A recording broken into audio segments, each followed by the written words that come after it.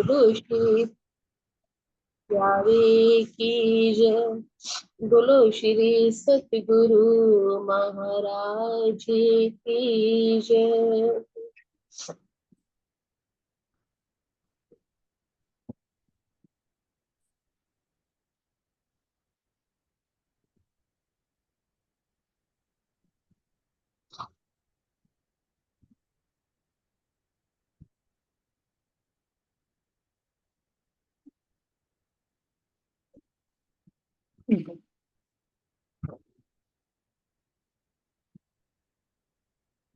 दिखाए। जो माया शुरू करिए।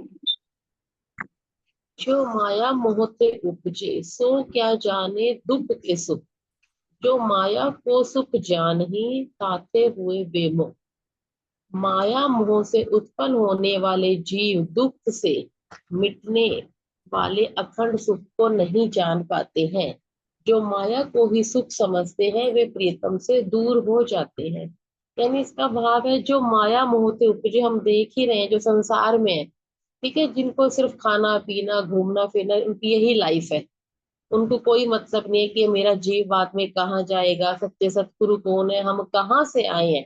उनको दुख के सुखों का क्या पता। यानी दुख तो ये, यानी जो हमारे लिए राज्य कहते हैं ना, जुगत लड़ाते हैं, जो उपाय करते हैं, यानी अपनी तरफ लगाने के, हमें अपनी तरफ कन्वर्ट जो राज्य करते हैं, यानी उनको क्या पता। और पहली बात है ना, उनको राज्य देते भी नहीं, राज्य भी चुन चुन के अपनी रूहों को ही दिखाते हैं। यानी राज्य दुख देने नहीं आए, लेकिन दिखाएंगे नहीं तो ये संसार छूटेगा नहीं। यानी सबसे राजी, मैंने आपको पहले भी एक दो बार कहा था ना, सबसे पहले तोड़ते हैं, सिर्फ अपने से जोड़ने के लिए सारी जुगत लड़ाते हैं राजी। जो माया को सुख जान ही, ताथे हुए बेमुख। यानी जिनके लिए सब सारा संसार में यही है, आज घूमना, हर जगह आना जाना, मौज मस्ती। अगर हम कह दें कि हाँ एक दो घंटे हैं तो चलो वाणी पढ़ लो, या किसी को हम सुनाना भी चाहे, तो दुनिया के जीव इस चीज को सुन भी नहीं सकते, क्योंकि कहते हैं ना इनके, एक चौपाई भी आती है, इनके कानों पर मोहरे लगी होंगी, यानी राजी ने चाहते भी नहीं। आगे, पुराण पुराण में देखिया, कहीं दुख की बड़ाई। साध सबो बड़ाई दुख की, लड़ाए लड़ाए के गम। मैंने कुरान कुरान का जब अवलोकन किया, तब उसमें भी दुख की महत्ता लिखी हुई मिली। बड़े बड़े संत महात्माओं ने भी दुख की महत्ता को बड़े प्यार से अपने ग्रंथों में वर्णन किया है। अब इसका भावार्थ, पुराण पुराण में देख लिया, कहीं दुख की बड़ाई। यानी जैसे कुरान में भी सारे मोहम्मद साहब की आते हैं ना, मोहम्मद साहब की पूरी लीला का वर्णन आता है, जब उन्हें उनके चाचा अबू फजल, बिल्कुल वैसे ही वर्णन है वो भी, कि अबू फजल ने जब उन्हें कहा कि मक्का छोड़ के मदीना चला जा, कि यहाँ पर कोई भी सुनने वाला नहीं है। जब मोहम्मद साहब अर्शे जिम गए, और जब परम धाम में या राज्य से रूबरू बातें की, देखा जाए तो कौन थे वो भी राज्य, कहते हैं ना हक देखा तो हक को। यानी मोहम्मद राज्य ने अगर अंदर से कहते हैं ना रफ रफ का तख्ता भेजा। रफ रफ का तख्ता क्या है, एक इश्क की शक्ति तो है, जो आई और अरस परस बातें हुई। तो यानी हक को हक देखत वाली चुपई यहाँ पर सार्थक होती है। तो कहते हैं उसमें भी कहीं दुख की बड़ाई। यानी अगर पूरा पूरा पढ़े हम कुरान का भी, तो उसमें पूरा मोहम्मद साहब का बताते हैं कि उन्होंने भी कैसे कैसे दुख देखा। सब बातों की एक बात है कि जिस जिसने दुख देखा है, यानी अगर दो पत्थर हैं, अगर एक पत्थर को ठोकने लगते हैं ना, तो वो खिसक के चला जाता है, और वो दूसरे पत्थर को कहते हैं ना ठोक ठोक कर एक मूर्ति का जैसे आकार दे दिया जाता है, और फिर उसी को पूजा जाता है। कहने का मतलब यहाँ संसार में आकर, अ, अगर नहीं, जैसे एक चुपई भी आती है ना, दुख रे इसी की शायद है, दुख रे प्यारो मेरे प्राण को, सो मैं छोड़ियो क्यों कर जाए, सो मैं लियो है बुलाए बुलाए। यानी बिना दुख के नहीं हो सकती जागनी। और देखा जाए तो हम है ना, जैसे मैं अपनी बात करूं, अब ऐसे भी लगने लग गया है कि राज्य मेरा दुख ना देना। इतना चलने के बावजूद वे भी ऐसे लगता है कि राज्य दुख ना देना। लेकिन अगर वो दुख देते भी है ना, कोई चाहे संसार का भी हो, तो फिर वो कहते हैं ना, जैसे कुम्हार मटके के अंदर भी हाथ रखता है और बाहर से भी ठोकता है, यानी मटका टूटे नहीं। बिल्कुल वैसे राज्य में अंदर से भी संभाले रखते हैं, अंदर से इतनी शक्ति दे देते हैं कि बड़े से बड़ा दुख भी हम देख लेते हैं। जब वो टाइम निकल जाता है फिर लगता है कि क्या हम इस दुख को सहने के लायक भी थे, यानी राज्य नहीं होते तो मैं दुख नहीं सहन कर पाती। इतना ही दीदी। प्रणाम जी। जी प्रणाम जी। यूनिवर्सिटी बहुत अच्छा किया। तो जो कह रहे हैं कि दुख ना देव खून पाखरू देखो शीतल नहीं, है ना, जागने के लिए दुख का अनुभव कराया जाता है, नहीं तो अपनी आत्मा को दुख नहीं देते थे। चलिए बहुत बहुत धन्यवाद अंजू जी, जी आपके चरणों में कोटि कोटि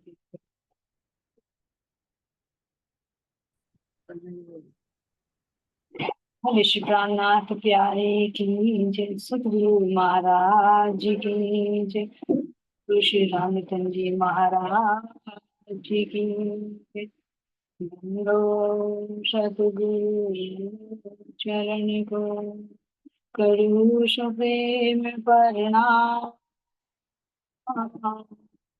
अशुभ हरण मंगल करण धन श्री देव चंद्र जी नाम, श्री प्राणीनाथ निज मोलपति, सिर में राज शूना, तेज कर श्यामा जुगल पवन करो प्रणाम। श्री राम जी के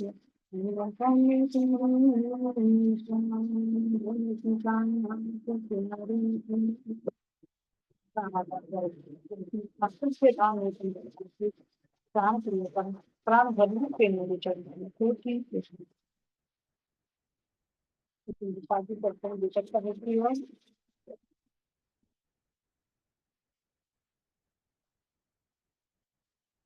कहाँ का पर्सन चल रहा है सुंदर साथी। जब महाराज जी इस तरह से आते हैं, कह रहे हैं कि मेरठ हम आकर उतरते, वो तो प्रसंग हो गया सुंदर साथी पीछे का। जब नेपाल से आते हैं और किस तरह से उनमें ठाकुर और ठाकुरानी के प्रसंग आता है ना, उनसे महाराज जी ने हमें काफी शिक्षाएं दी कि भाई कैसे घर छोड़ना चाहिए, किस स्थिति में छोड़ना चाहिए या नहीं छोड़ना चाहिए, क्या हर कोई साधु बन पाता है या नहीं बन पाता, है ना, पुत्र का क्या कर्तव्य है, पति का क्या कर्तव्य है, पत्नी का क्या कर्तव्य। ये सब इन प्रसंग के माध्यम से हमें समझा महाराज जी।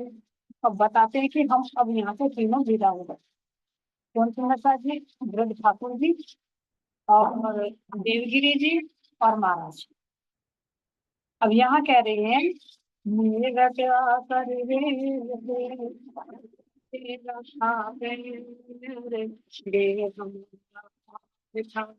चलेंगे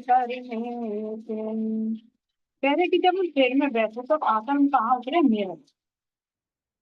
तो मेरठ आकर हम रेल से उतरे, नीचे ही हमने पैर रखा।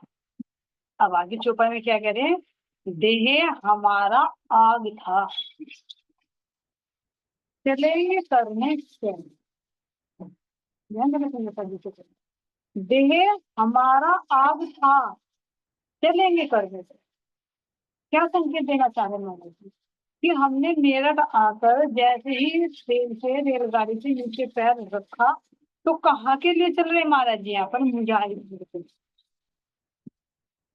क्यों? क्योंकि यहाँ पर अपने रिश्ते नाते,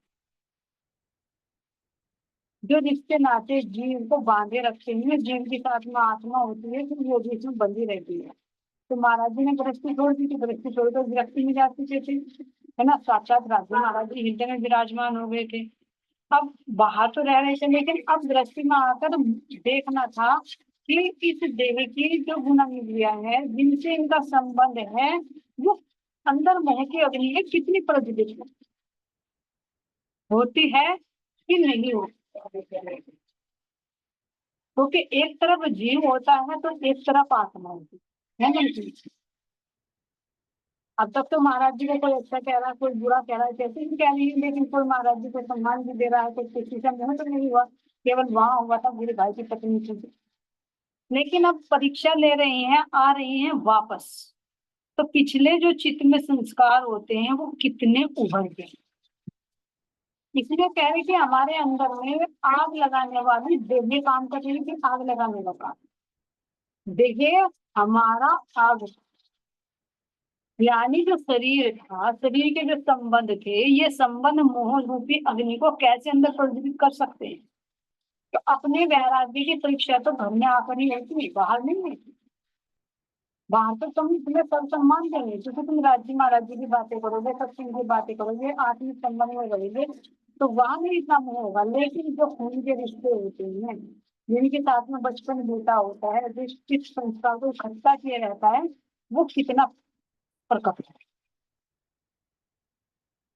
तो यहाँ इसलिए महाराज जी कह रहे कि देह हमारा आग था, अब चलते हैं हम शायद करने, देखते हैं भैया कितना हमारे अंदर फिर पिछले संस्कार उभरते हैं या नहीं उभरते। तो ये परीक्षा भी होती है सुंदर सारी। जब एक बार गृहस्थी छोड़ देते हैं और वापस गृहस्थी में आए, तो फिर गृहस्थी की सुख सुविधाएं हमको भरमा कर रख लेती है, या फिर हम पुनः छोड़कर चले। महाराज जी तो चले गए 2 बार छोड़कर, लेकिन अब फिर इस घर की तरफ को आ रहे हैं, इसलिए क्या? क्योंकि संबंध किससे था? देह से। यहाँ भी आत्मा के संबंध से नहीं आ रहे, देह के संबंध से आ रहे। इसलिए देह कहते, देह हमारी आत्मा। चले निकलने से देखते हैं, भाई घूम कर आते हैं, चलो। सड़क चढ़े जाकर रोते कि निकल चले पैदल पैदल, दिन छिपने से पहले पहले बादल तक माती मंजिल। कह रहे महाराज जी ध्यान रखेंगे, जैसे ट्रेन से उतरेंगे तो रोहटे की रोड पकड़, और तीनों अपने पैदल कर लिया। वृद्ध आदमी तो वो है ठाकुर, वो तो अपनी पोटली ले भी रहा है। देवगिरी भी अच्छी पोशाक में, लेकिन महाराज जी का तो वही तुलसी से लुटिया लंगोटी है, फिर एक कंधे पर कमलिया, नीचे लंगोटी और हाथ में कमंडल। बस ये 3 चीजें महाराज जी की। जा रही है पैदल पैदल सड़क पर। तो रोटे की सड़क पर हम पैदल पैदल चलते हैं, और दिन छिपने से यानी सूर्यास्त से पहले पहले ही हम बारह तक पहुंचे, जो गांव पड़ रही है। अब यहाँ कह रहे हैं कि जैसे ही हम बाड़न में पहुंचे, तो रात्रि तो होने वाली थी, तो संध्या काल काफी थी, यानी कुछ कुछ अंधेरा हो चुका है। अब कह रहे हैं जब हम उस गांव से गुजरे, तो हमें कुछ लोग वहां से मिले, काफी अपनी घटना से बाड़न का, जो मेरा तो मुजाहिदपुर के बीच में।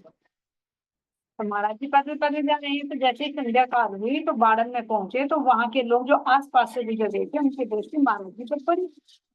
तो वहां के लोगों ने देखा, भाई ये तो साधु ऐसी चीजें इससे नजर आ रहे थे। जो 5 वस्त्र दिए थे वो तो महाराज जी ने वही दे दिए थे, बहुत जो दिखा।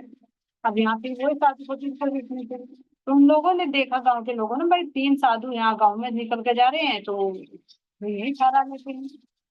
तो उन्होंने कहा कि माता महात्मा जी, आप अब रात को कहाँ जाओगे, आप हमारे गाँव में ही ठहर देंगे। तो जैसे उन्होंने कहा, तो उन्होंने भी बात करनी होती, रात्रि को भी चलते थे, रात्रि को विश्राम करते थे। तो यहाँ कह रहे महाराज जी भी, चलो हम यहाँ रुक जाते हैं, क्योंकि उनकी इच्छा थी कि हम भी कुछ आपकी सेवा पानी कर सके। तो जैसे महाराज जी यहाँ पर रुक जाते हैं, तो क्या कह रहे हैं यहाँ पर? सुनकर नम्र निवेदन उनका, हमने टेक दिए आसन, आ आकर लगे बैठने अपने पास बहुत सज्जन। जैसे ही सूर्यास्त हो चुका था, तो जैसे महाराज जी कह रहे कि हमने अपने आसन टेक दिए, तो लोगों को पता चला, तो अपने अपने स्वार्थ के लिए लोग आने, ये कह रहे महाराज जी काफी सज्जन हमारे पास आकर बैठने लगे। चिलम लगे पीने जब हमसे लगे पूछने वे सहा, हम बोले हम नहीं जानते क्या होता सहा वहा। अब यहाँ दिखा रहे महाराज जी कि स्वार्थ के वशीभूत होकर ही आदमी सेवा करता है, चाहे वो गृहस्थी में हो और चाहे वो साधु महात्मा की करता हो, बिना मतलब के बिना स्वार्थ के कोई कुछ नहीं देता। तो यहाँ ये लोगों ने क्या लगा रखा था? अपना सट्टा लगा रखा। तो इनके अंदर ये था कि ये नंबर बता दे तो हमारा सट्टा लग जाएगा, तो इसलिए महाराज जी से पूछ रहे हैं कि साहा हमें भी बता दो कुछ, यानी कुछ रास्ता बता दो, नंबर वंबर बता दो। तो अपने मतलब के लिए तो टुका है कि कोई साधु भाई अंतर्यामी होते हमारा काम बन जाए। साधु है, लेकिन जिसकी जैसी इच्छा होती है वो वही मनोकामना लेकर आते। तो महाराज जी ने कहा भाई हम नहीं कोई साहब को जानते कि क्या होता है ना, हम कोई ऐसे नहीं है। और क्लियर कह दिया, हम तो वक्त काटते फिरते भैया नहीं कहीं के पीर, यह है काम सिद्ध लोगों का सहे वाले नहीं फकीर। हम तो अपना वक्त काटते फिरते हैं, हम कहीं के पीर फकीर नहीं है जो तुम्हें पूजा दे देंगे, तुम्हारे मन की बात पूरी कर देंगे कि बता देंगे जा बेटा तेरा ये नंबर ले ले। हम नहीं है ऐसे कोई, ऐसे सिद्ध महात्मा नहीं है हम, ना कोई हम ऐसे कोई फकीर है जो तुझे आशीर्वाद दे दे कि तेरा नंबर लग जाएगा, है ना, जो तुमने फिर लगा रखा तो तेरा जीत ही जाएगा कि। तो महाराज जी ने क्लियर मना कर दिया और अपनी पहचान बता दी कि हम तो वक्त काटते फिर, अपनी वास्तविक पहचान नहीं करती। ये होता है क्योंकि जिसके पास कुछ होता है वो अपने ढिंडोरा अपने आप नहीं पीटता, अपने आप को छिपा कर। जिसके पास कुछ होता है वो अपने आप को बहुत नमा कर रखता है, लेकिन जिसके पास कुछ नहीं होता वो कहा जाता है ना थोड़ा चना और बाजे का। नीचे का एक उदाहरण ही अभी जैसे पछावा गए तो वहां पर हमने राजन स्वामी जी से बात की तो उन्होंने कहा भैया मैं मतलब को बात तो शिष्टाचार से करनी पड़ेगी, बड़े हैं। तो उन्होंने कहा कि मैं कोई परमहंस नहीं हूँ, कोई मैं महात्मा नहीं हूँ, मेरे पास कुछ नहीं है। लेकिन वो तो हमें भी पता है कि कितना उनके पास है, वाणी चर्चा से उनके टीकाओं से पता चल जाता है, पहचान हो जाती। अपने आप नहीं बोलते, उनके काम बोलते, उनका ज्ञान बोलते। लेकिन एक सज्जन से भी मिलन हुआ, उनके अंदर क्या, वो कहते हैं कि जितना तुम मुझे पहचान रहे हो उससे कई गुना मेरे अंदर भरा हुआ है। अभी तुमने मुझे क्या समझा है, मैं प्रेमी हूँ, जो आराम से मान जाता है उससे मैं प्रेम करता हूँ, और जो ज्ञान से लड़ता है, चौपाइयों से लड़ता है, मैं उससे चौपाइयों से लड़ जाता हूँ। हमने कहा कि हमारे पास तो चौपाइयां नहीं है ना, हमने लड़ा, महाराज जी ने लड़ने के लिए तो दी नहीं, तो परमधाम जाने के लिए भी चौपाइयां। और ऐसा तो हो ही नहीं सकता। मैं तो कोई समझी, मैंने भी कह दिया भैया ये आपके अंदर ईगो नजर आ रहा है, जहाँ ईगो होता है वहां कुछ नहीं होता, वहां परमात्मा बोल नहीं होती। बात तो कर भी है लेकिन सकते हैं जो अपने आप ही उछल रहे हैं, कह रहे हैं मेरे पास कितना कुछ है, मैं बड़ो बड़ो को चैलेंज करता हूँ, मैं गद्दी छुड़वा दूंगा लोगों की, मैं छिपकर रह रहा हूँ। दर्शन की तो इच्छा थी लेकिन दर्शन करते थे कुछ और भी सामने है। तो अब ये देखिए सुंदर शास्त्री की कौन क्या बोल रहा है उसकी शब्दों से उसकी पहचान हो जाती है। वो खुद कहेगा नहीं कितना वजनदार है, काम कभी नहीं कहता कि मैं कितना नहीं खाऊंगा कितना खर्चा है, उसके स्वाद से अपने आप पता। तो इसी तरह से यहाँ पर महाराज जी ने क्या कहा, भैया हम तो अपना वक्त काटते थे जबकि अक्षर ही अंदर विराजमान।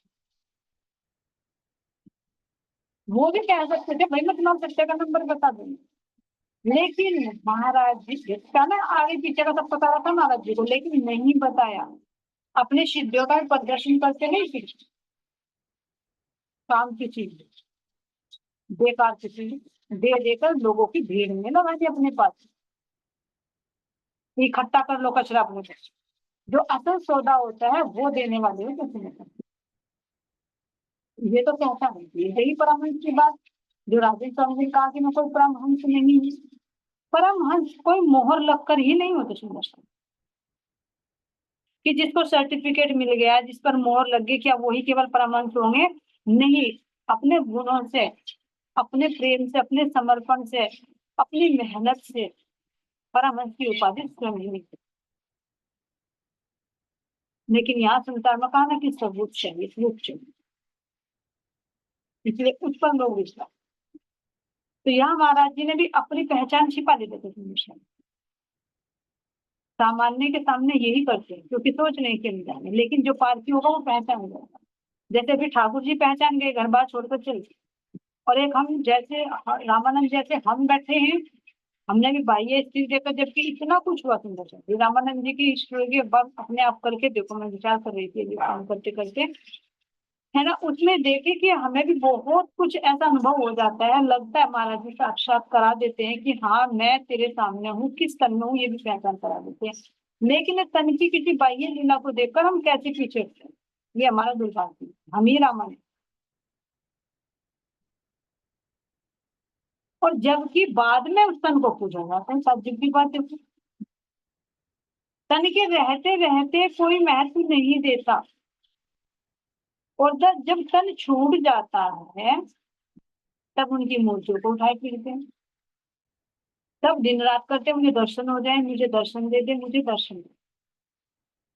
विचार करो, अगर इसी रूप में महाराज जी हमारे सामने आए तो हमने महाराज जी को भी नहीं स्वीकारा होगा, कहता है महात्मा साधु महात्मा थे, लंगोटी में फिर रही है क्या शर्ती।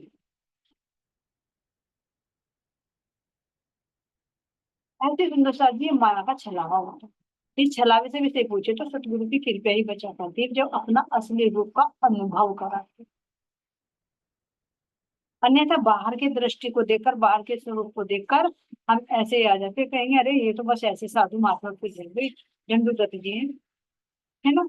ये जैसे अभी कहते भाई ये क्या है, ये तो राजन स्वामी जी हैं, बच्चों को पढ़ा रहे हैं, बच्चे चला रहे हैं आश्रम में। लेकिन अंदर क्या छिपा हुआ है, वो आत्मा का है, आत्मा अनुभूति का है। पीछे पीछे भी तुम रसा देखो, आया था एक बार पर्सन कि बाद में तो हर कोई मानता है, लेकिन जीते जी नहीं करते, जीते जी भी देखो उन्होंने भी सिद्ध को ही रसा दिया। उस समय भी हमारे देवचंद जी भी थे, प्राणनाथ जी भी थे, ठीक है कहीं देर थोड़ी, लेकिन पूर्ण समर्पण किन पर किया, जो साक्षात थे। कौन थे? दादा जी। उन्हीं के अंदर राज्य मिले ना।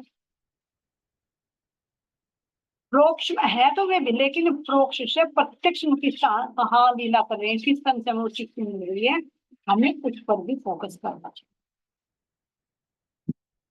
और नहीं तो बाद में तो हर कोई मैसेज देता है।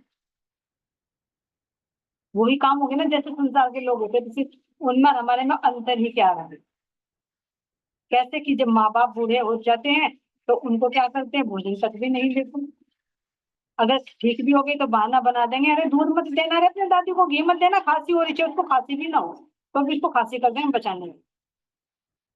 बहाना ढूंढते कि इसको खांसी हो जाए तो मेरा घी मेरा दूध बच जाए। और फिर श्राद्ध में खीर पूरे बना बना कर खिलाते, तब खांसी नहीं होती, क्योंकि फिर तो अपने आप खाना होता ना। घर में बैठने के लिए जगह नहीं होती, फिर फूल माला लगाकर उनको टांग देते हैं। तो यही तो हम भी कर रहे हैं।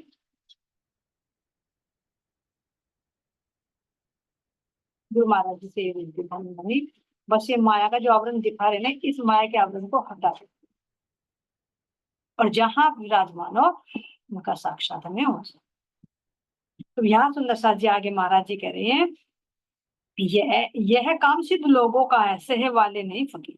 भैया ये काम तो तांत्रिक जो आप तुम्हारे मन की बात जानकर देते हैं, सिद्ध लोग सिद्धि करके देते हैं, वे तुम्हारा नंबर वंबर दे देंगे, वे फकीर काम करते हैं, हम नहीं काम करते हैं। सहे वाले नहीं फकीर, हम ये फकीर नहीं है जो तुम्हें नंबर वगैरह बता दे तुम्हारे सीधे। ये तो कोई सीधे लोग बताएंगे, हम तो सीधे साधे से लोग हैं, अपना समय काटते फिर रहे हैं बाबा बनकर। काफी देर मगज पक्षी की पूछे गए सब सहेबाज, विदा हुए जब नजर न आए उन्हें समरते अपने काज। काफी देर तक मगज पक्षी चली, बहुत छिपे होंगे विवेश को, है ना। लेकिन जब उन्होंने देखा भाई ये हमारा काम नहीं बन रहा, हमारा काम संवरने वाला नहीं, जिस मकसद से हमने साधु महात्माओं को रोका है तो हमारा काम बनने वाला नहीं है, तो क्या कह रहे हैं कि सब वहां से उठ उठ कर विदा होने लगे और उड़ गए सारे पत्ते तोड़।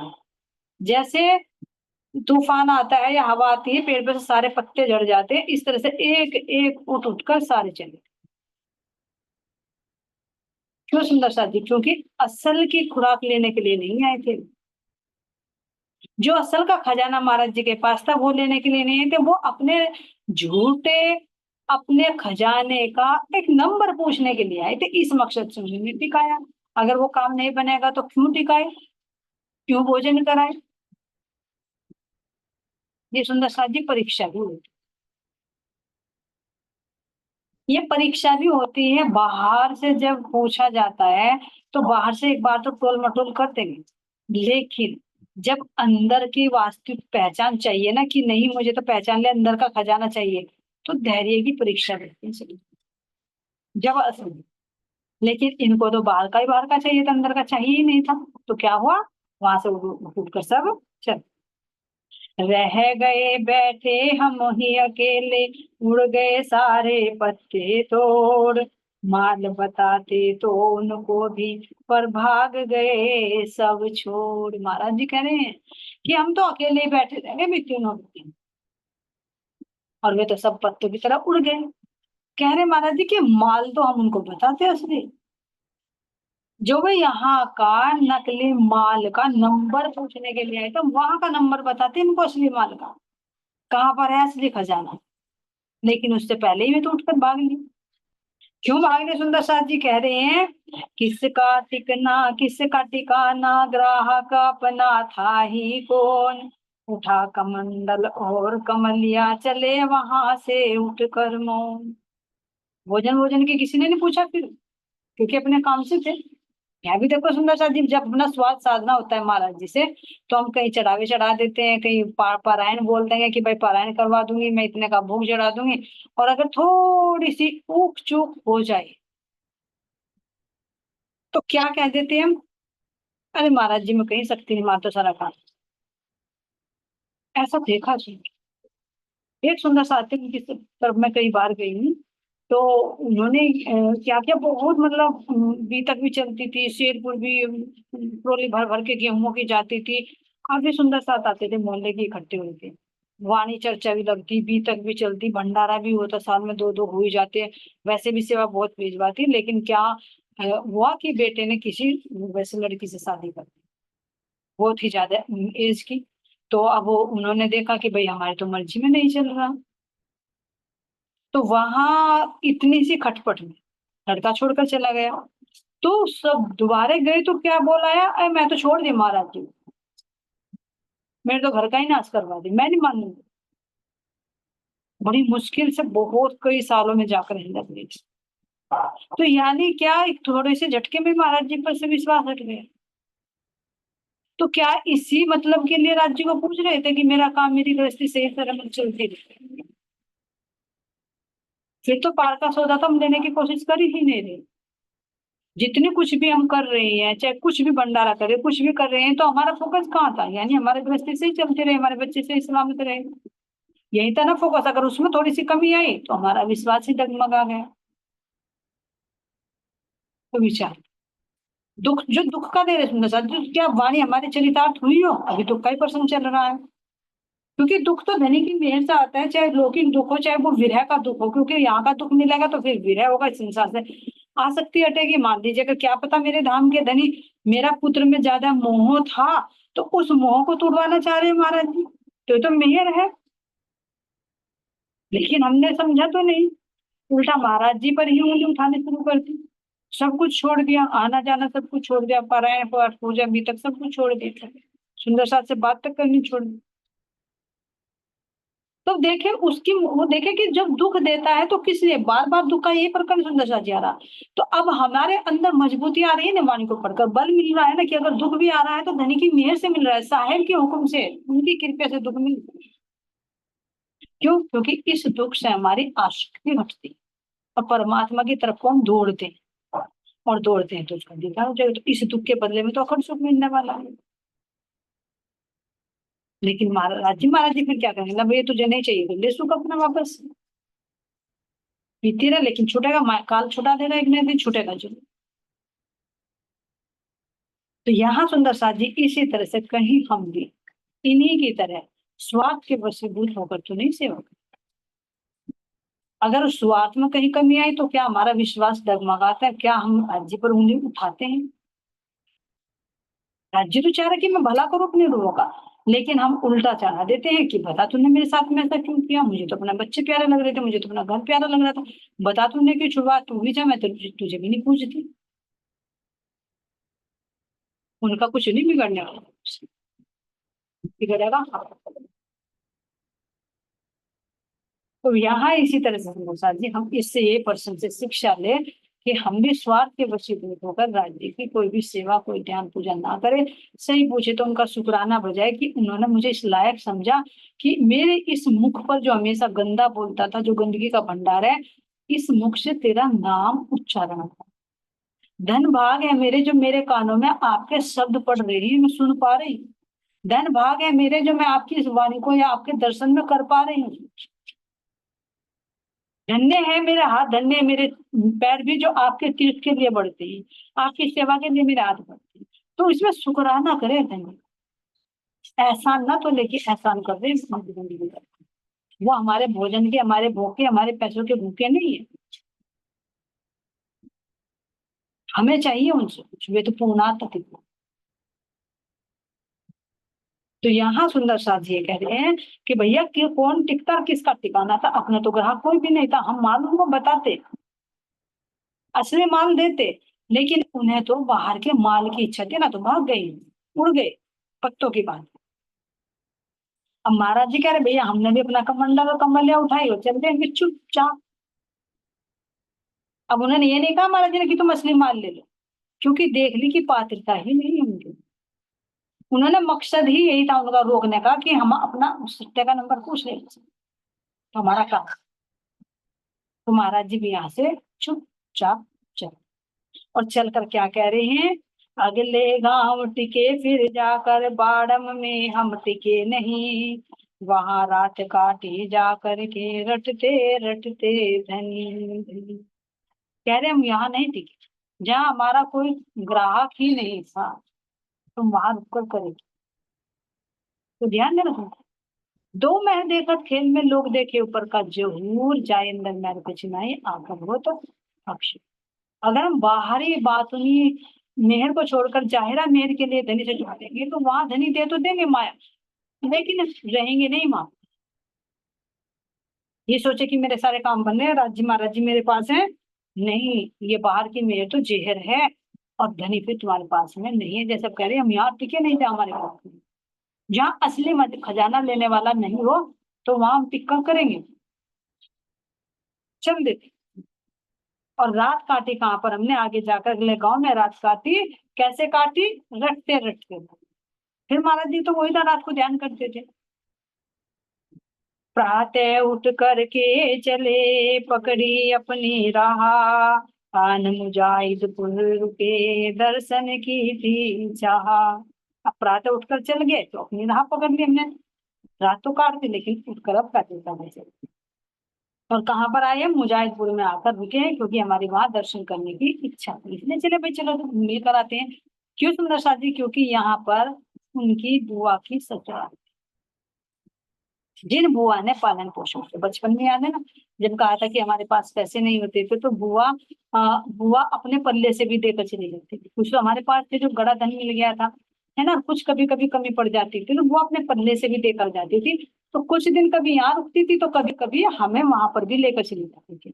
तो वहां पर बचपन कटा महाराज जी, है ना। तो जहाँ बचपन बीतता है वहां का लगाव तो कुछ और होता है, दोस्ताना भी होता है ना, अपने अपने छोटे छोटे दोस्तों से मिलने की भी इच्छा होती है। तो इसलिए महाराज जी ने सोचा चले भाई जब यहाँ जा रहे तो अपने मुजाहिदपुर चलते हैं, दर्शन करके आते हैं जहाँ हमारा बचपन बीता, चलो फिर दोबारा घूम कर आए। तो कह रहे महाराज जी यहाँ पर, ठाकुर देवगिरी को संग ले जब मुजाहिदपुर आ पहुंचे, एक चबूतरा पटवारी का था हम उस पे जा बैठे। ठाकुर है महाराज जी देखिए। तो कह रहे कि जब हम मुजाहिदपुर पहुंचे तो वहां पर पटवारी का चबूतरा बना हुआ था, हम उसी पर जाकर बैठ गए। अब जाकर वहां बैठ गए तो देखा कि भाई कोई इधर से और कोई उधर से निकल रहा है, लेकिन कोई बात करने के लिए तैयार ही नहीं है। देखो सुंदर जी, पिछले गांव में बाड़म में तो उनका स्वार्थ था, इसलिए उन्होंने रोक लिए कि महाराज जी आप यहाँ रुक जाइए। लेकिन यहाँ शायद किसी का कोई स्वार्थ नहीं था, उनकी दृष्टि नहीं पड़ी, तो किसी ने भी महाराज जी को यहाँ रोका नहीं। इसलिए कह रहे किसी ने नहीं रोका, कोई इधर से जा रहा कोई उधर से जा रहा, सब अपने कार्यों में व्यस्त। तो अभी यहाँ पर क्या कह रहे हैं हम, अ, बात न पूछी वहां किसी ने, दिखते सब आते जाते, सब आ रहे हैं जा रहे हैं, लेकिन कोई भी महाराज जी से बात नहीं करता। बोले देवगिरी जी हमसे आज्ञा हो तो कर ले आग, उपले मगर चाहिए पहले, पहले भिक्षा की है बात। अब जैसे देखो सुंदर साहब जी, यहाँ से चले महाराज जी तो रात तो बीता दी, लेकिन अब सुबह चले तो पूरा दिन तो लग ही जाएगा यात्रा करने में, पैदल पैदल में। तो शाम के समय पहुंचे, तो शाम के समय सभी अपने गांव में तो देखो बिजी होते, काम बढ़ जाता है शाम के समय। तो इधर से महाराज जी कह रहे कि लोगों का आना जाना तो बहुत लगा हुआ था, लेकिन जैसे हम उस चबूतरे पर बैठे किसी ने हमारी बात नहीं पूछी। अब बात नहीं पूछी तो कुछ तो करना था। अब देखो पीछे गांव में भी मुझे नहीं लगा सुंदर सा, ध्यान देना महाराज जी ने जो कहा था ना उनको, ठकुरा इनको, कि साधु बनना महात्मा बनना कोई सरल बात नहीं है, चिंता न करो वापस। तो पैदल चल रहे हैं, भोजन नहीं मिला पिछले गांव में भी, फिर रात बिता दी भूखे, कह रहे धनी धाम करते करते हमने रात बिता दी, फिर सुबह पूरे दिन पैदल चले। अब यहाँ गांव में आ गए तो यहाँ पर भी अभी कोई भोजन नहीं पूछ रहा। अब भूखे पेट देखो क्या हालत है। पैदल चलते तो लगता है कि अरे कोई रूखी रोटी भी दे देना तो वो भी खा ले। तो यहाँ महाराज जी को शाम हो गई, लेकिन यहाँ पर भी कोई पूछ नहीं रहा। तो भैया देवगिरी जी ने कहा, महाराज जी अगर इजाजत हो तो मैं धुना से लगा लूं, क्योंकि शाम होने वाली, शाम को तो धुना से लगा कर बैठते हैं बाहर। तो अब महाराज जी कह रहे कि पहले धुना तो लगा लो, लेकिन पहले तो भिक्षा की बात है भैया, कहीं से मांगे तो कुछ पेट में तो डाले, क्योंकि पिछले गांव में भी नहीं मिला और रात्रि भी ऐसे भूखे बिता दी, फिर सुबह उठकर फिर पैदल चल दिए, फिर भी कुछ नहीं मिला, तो पहले तो कुछ खाने की सोचे कुछ। लेकिन महाराज जी ने यहाँ कह रहे पहले भिक्षा की। अब यहाँ सुंदर साथ जी कह रहे हैं कि